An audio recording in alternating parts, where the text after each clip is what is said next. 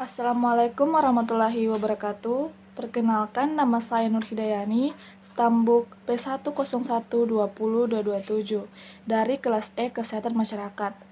Baiklah, di sini saya akan melakukan rangkuman pembahasan kajian lingkungan hidup dan pemukiman dari pembahasan pertemuan 9 hingga ke 15. Baiklah, pembahasan yang pertama itu tentang kawasan konservasi. Kawasan konservasi memiliki kriteria umum penetapan kawasan konservasi. Nah, kriteria dalam memilih calon lokasi konservasi itu ada yang pertama kriteria ekologi, kemudian yang kedua kriteria sosial, yang ketiga kriteria ekonomi, yang keempat kriteria regional, dan yang kelima kriteria pragmatik. Nah, ada beberapa macam dari kriteria ekologi. Yang pertama itu keanekaragaman. Nah, keanekaragaman ini yaitu adalah varietas atau kekayaan richness, ekosistem, habitat, komunitas, dan spesies. Sedangkan yang kedua itu alamiah. Nah, kriteria ekologi yang alamiah yaitu adalah ketidakadaan gangguan atau perusakan. Sedangkan yang ketiga itu ketergantungan. Nah, di sini ketergantungan itu yang dimaksud yaitu tingkatan yang mana suatu spesies itu tergantung pada daerah yang ditempati, atau tingkatan yang mana suatu ekosistem itu tergantung pada proses ekologis yang terjadi di daerah tersebut. Kemudian yang keempat itu ada perwakilan. Nah, perwakilan ini dia tingkatan yang mana suatu daerah mewakili suatu tipe habitat, proses ekologis, komunitas biologis, kondisi fisiografis, atau karakteristik alam lainnya. Kemudian ada keunikan. Nah, di sini keunikan itu diambil sebagai contoh adalah habitat dari spesies langka yang terdapat hanya di suatu daerah. Kemudian ada integritas. Integritas ini yaitu di mana merupakan tingkatan yang mana suatu daerah itu merupakan suatu unit yang berfungsi atau efektif mampu melestarikan ekologis itu sendiri. Kemudian ada produktivitas. Produktivitas di sini itu yaitu tingkatan yang mana proses produksi di dalam area menyumbangkan itu keuntungan-keuntungan kepada spesies atau manusia. Kemudian ada kerentanan. Nah, kerentanan itu yaitu kerentanan daerah terhadap kerusakan oleh peristiwa alam atau aktivitas manusia. Kemudian ada kriteria yang kedua yaitu kriteria sosial. Nah, kriteria sosial ini juga terbagi beberapa macam. Yang pertama itu ada penerima masyarakat. Nah, penerima masyarakat yang dimaksud di sini itu yaitu tingkatan dukungan masyarakat lokal. Kemudian ada kesehatan masyarakat.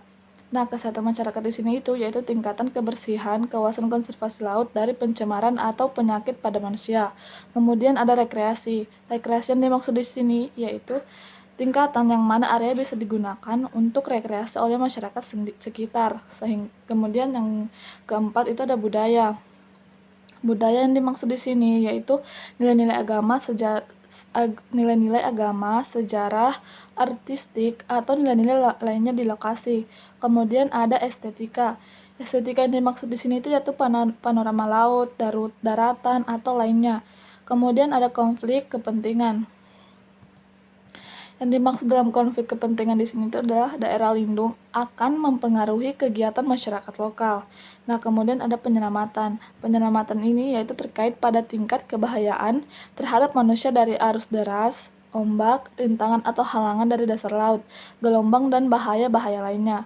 Kemudian ada kemudahan. Di sini kemudahan yang dimaksud di sini adalah kemudahan lokasi untuk dijangkau baik melalui darat maupun laut oleh para pengunjung, mahasiswa, peneliti, dan nelayan. Selanjutnya yaitu adalah penelitian dan pendidikan. Nah, penelitian dan pendidikan di sini itu terkait dengan kualitas pemanfaatan, yaitu area yang mempunyai berbagai sifat ekologis dan dapat dimanfaatkan untuk penelitian dan praktek kerja lapangan.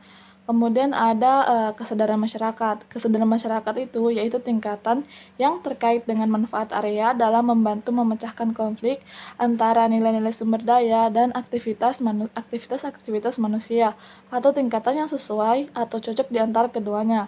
Kemudian ada petunjuk. Nah, petunjuk yang dimaksud di sini itu adalah tingkatan yang mana area itu dapat dijadikan sebagai lokasi kontrol untuk penelitian ilmiah. Kemudian ada kriteria yang ketiga. yaitu dia kriteria yang ketiga itu atau kriteria ekonomi itu terbagi juga beberapa macam. Yang pertama itu ada kepentingan untuk spesies. Nah, kepentingan untuk spesies ini yaitu tingkatan yang terkait pada nilai penting spesies komersial tertentu yang ada di suatu daerah. Kemudian ada kepentingan untuk perikanan. Kepentingan perikanan ini yaitu tergantung pada jumlah, nelayan, dan ukuran hasil perikanan. Kemudian ada ancaman alam. Di sini ancaman alam itu yaitu perubahan lingkungan yang mengancam nilai secara keseluruhan bagi manusia. Kemudian ada keuntungan ekonomi. Keuntungan ekonomi di sini tuh berupa upaya perlindungan akan mempengaruhi ekonomi lokal jangka panjang. Kemudian ada pariwisata.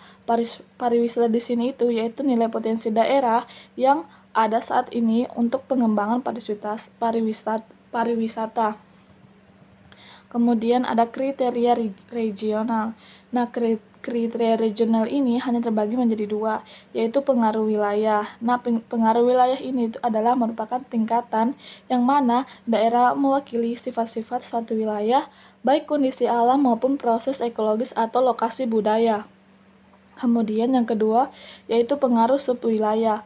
Pengaruh subwilayah di sini itu adalah merupakan tingkatan yang mana suatu daerah mengisi gap dalam jaringan daerah-daerah lindung dari perspektif subwilayah. Kemudian ada kriteria pragmatik. Nah, kriteria pragmatik ini terbagi beberapa macam juga. Yang pertama itu ada urgensi. Nah, urgensi di sini itu yaitu tingkatan di mana suatu tindakan harus segera dilakukan. Nilai yang kurang pada suatu area harus ditransfer atau dibuang. Kemudian yaitu ada ukuran yang mana ada beberapa macam habitat harus dimasukkan ke dalam daerah perlindungan. Kemudian ada tingkat ancaman. Tingkat ancaman di sini itu ya adalah keberadaan dari potensi ancaman dari eksploitasi langsung dan proyek pembangunan. Kemudian di sini ada keaktifan. Nah, keaktifan ini yaitu kelayakan implementasi ancaman dari eksploitasi langsung dan proyek pembangunan. Kemudian ada keaktifan yaitu kelayakan implementasi program pengelolaan. Kemudian ada peluang, tingkatan di mana kondisi yang telah ada atau kegiatan yang sudah berlangsung mungkin akan mengalami aksi di kemudian hari. Kemudian ada ketersediaan. Ketersediaan di sini itu dia tingkatan mengenai ketersediaan daerah untuk dapat dikelola secara memuaskan. Kemudian terakhir itu ada pemulihan, tingkatan di mana daerah mungkin dikembalikan ke kondisi alam semula. Kita lanjut ke penetapan kawasan konservasi. Jadi di penetapan kawasan konservasi ini, dia memiliki fungsi penetapan kawasan konservasi, yang mana yang pertama itu sebagai pelindungan sistem penyangga kehidupan. Yang kedua, pengawasan keanekaragaman jenis tumbuhan dan satwa beserta ekosistemnya. Yang ketiga, pemanfaatan secara lestari sumber daya alam hayati dan ekosistemnya. Kemudian yang kedua itu adalah tahapan perencanaan kawasan konservasi. Ada beberapa tahapan perencanaan kawasan konservasi. Yang pertama itu identifikasi isu. Yang kedua, pengumpulan dan pengelolaan data. Yang ketiga, penyusun profil kawasan konservasi. Yang keempat, penyusunan rencana strategis calon kawasan konservasi. Dan yang kelima itu adalah rencana zonasi. Baiklah, kita langsung ke pembahasan yang kedua, yaitu kawasan lindung. Nah, kawasan lindung di sini itu dia adalah pengawasan kawasan lindung, rangkaian proses kegiatan mulai dari perencanaan, penataan, pengaturan, dan evaluasi terhadap kawasan lindung agar tujuan penetapan kawasan lindung ini dapat diwujudkan. Kemudian adalah tujuan dan sasaran pengelolaan kawasan lindung. Di sini tujuan pengelolaan kawasan lindung itu adalah untuk mencegah timbulnya kerusakan fungsi lingkungan hidup. Kemudian yang kedua adalah sasaran pengelolaan kawasan lindung. Di sini ada beberapa sasaran, yaitu yang pertama atau bagian A adalah mempertahankan dan menjaga fungsi lindung hutan terhadap tanah air, iklim, tumbuhan, serta nilai sejarah dan budaya bangsa. Kemudian yang bagian B mempertahankan keanekaragaman tumbuhan, satwa tipe ekosistem, dan keunikan alam. Kemudian yang selanjutnya yaitu adalah pembagian kawasan lindung. Di sini ada pembagian kawasan lindung. Yang pertama Dapat dilihat dari fungsinya, pemerintah membagi kawasan lindung menjadi 4 jenis kawasan lindung yang meliputi. Yang pertama adalah kawasan yang memberikan perlindungan kawasan di bawahnya. Kemudian yang kedua, kawasan perlindungan setempat. Yang keempat, kawasan suaka alam dan cagar budaya. Dan keempat adalah kawasan rawan bencana alam. Di sini ada langsung ke pengelolaan sumber daya alam dan pembangunan berkelanjutan. Ini adalah merupakan pembahasan yang ketiga. Nah, di sini ada lingkungan hidup. Kesatuan ruang dengan semua benda, daya, keadaan, dan makhluk hidup itu, termasuk manusia dan perilakunya, yang mempengaruhi kelangsungan perilaku, disiplin, dan kesejahteraan manusia serta makhluk hidup lainnya. Itu tertera dalam Undang-Undang Nomor 32 Tahun 2009. Yang kedua adalah sumber daya alam. Di sini segala unsur lingkungan biotik maupun abiotik yang bermanfaat dan digunakan oleh manusia untuk memenuhi kebutuhan dan keinginannya, baik kebutuhan primer yang bersifat lahiriah seperti pangan, sandang, dan papan. Kemudian ada kebutuhan sekunder yang bersifat batiniah atau estetika, itu maupun kebutuhan tersier dan seterusnya yang lebih bersifat hobi atau pengembangan bakat. Kemudian di sini ada klasifikasi sumber daya alam. Berdasarkan sifatnya, ada beberapa, yaitu yang pertama tidak dapat diperbaharui atau non-renewable naturals. Itu berupa tembaga, besi, emas, batu bara, minyak, dan lain-lain. Kemudian ada yang dapat diperbaharui atau renewable naturals. Itu seperti hutan, hewan, air, tanah, dan lain-lain. Kemudian di sini ada prinsip ekosistem. Di sini prinsip ekosistem itu ya terbagi menjadi 5, yaitu yang pertama adanya keanekaragaman, yang kedua adanya saling keterkaitan, yang ketiga adanya keteraturan dan keseimbangan dinamis, dan yang keempat adanya harmonisasi dan stabilitas. Terakhir adanya manfaat dan produktivitas. Kemudian di sini ada prinsip pengelolaan lingkungan. Di sini prinsip pengelolaan lingkungan adalah pencegahan penanggulangan terhadap penurunan dan kerusakan kualitas lingkungan akibat terganggunya atau rusaknya tatanan ekosistem. Kemudian ada aspek pengelolaan lingkungan. Nah, aspek pengelolaan lingkungan di sini itu adalah perlindungan ekosistem. Yang pertama kebijakan penataan atau polisi, kemudian yang kedua pemanfaatan utilization, yang ketiga pengembangan development, yang keempat pemeliharaan dan pemulihan maintenance and rehabilitation, yang kelima pengawasan dan pengendalian supervising and control, yang keenam penegakan hukum lingkungan law enforcement. Kemudian ada komponen lingkungan terdiri atas. Yang pertama fisik kimia. Itu berupa air, udara, tanah, dan kombinasinya. Kemudian yang kedua biologi, itu berupa flora dan fauna serta mikroba. Yang ketiga ada sosekbud. Sosekbud di sini itu adalah sosek dan sosial budaya. Di sini ada Keslinmas, yaitu kesehatan lingkungan dan kesehatan masyarakat. Kemudian ada pembangunan berkelanjutan. Di sini pembangunan berkelanjutan itu dia berupa proses pemanfaatan sumber daya alam dan lingkungan untuk memenuhi kebutuhan manusia untuk generasi saat ini dan generasi mendatang agar hidupnya sejahtera serta kelestarian fungsi lingkungan tetap terjamin dan terjaga. Kemudian di sini ada pembangunan. Pembangunan di sini yang dimaksud adalah proses pengelolaan sumber daya alam dan lingkungan untuk memenuhi kebutuhan manusia agar hidup sejahtera lahir dan batin. Kemudian di sini ada beberapa dampak dari pembangunan. Terbagi, ini sudah masuk pembahasan keempat, yaitu dampak pembangunan itu ada berupa perubahan iklim, pencemaran, disaster atau bencana, dan konflik sosial. Nah, dampak berupa perubahan iklim ini, dia ada dampak berupa yang pertama perubahan pola curah hujan, yang kedua peningkatan muka air laut, yang ketiga kepunahan spesies, yang keempat suhu tinggi, yang kelima es kutub menyusut. Kemudian ada perubahan dampak dari pencemaran, yaitu dampak bagi kesehatan, ada dampak pada ekosistem, kemudian dampak pada pertanian. Kemudian dampak ketiga itu disaster atau bencana.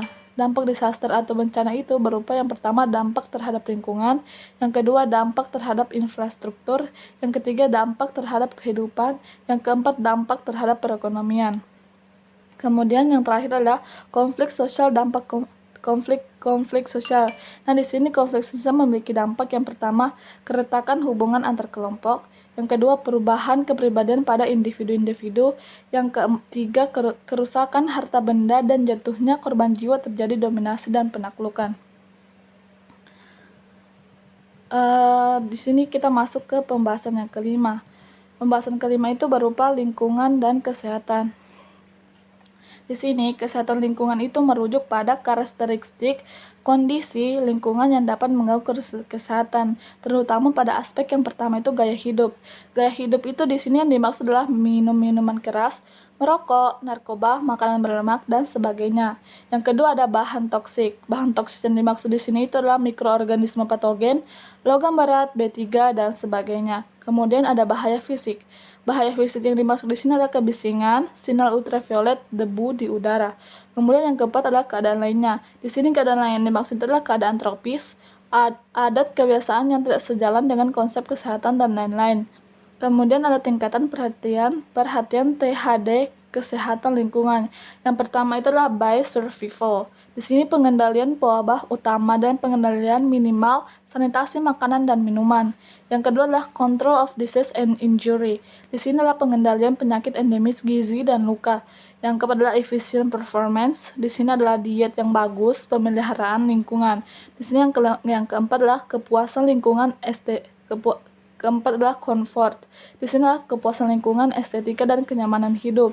Kemudian yang kelima adalah human survival. Di sini yang berupa itu adalah kelangsungan hidup spesies manusia.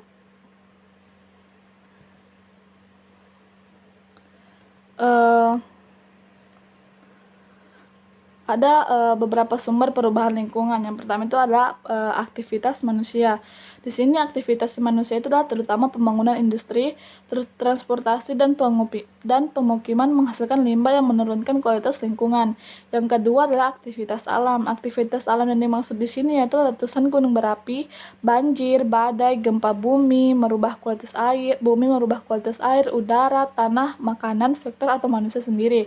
Kemudian adalah komponen lingkungan bertindak sebagai media atau perantara terjadinya penyakit di masyarakat.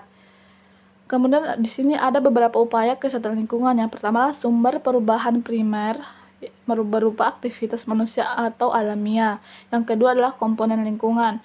Di sini ada udara, air, makanan, tanah, vektor. Kemudian yang ketiga adalah masyarakat sasaran, itu berupa umur, kelamin, dan lokasi. Kemudian terakhir adalah efek, itu berupa sehat atau sakit. Baiklah, terima kasih. Itulah tadi pembahasan yang dapat serangkum dari mata kuliah kajian lingkungan hidup. Kurang dan lebihnya mohon dimaafkan. Wassalamualaikum warahmatullahi wabarakatuh.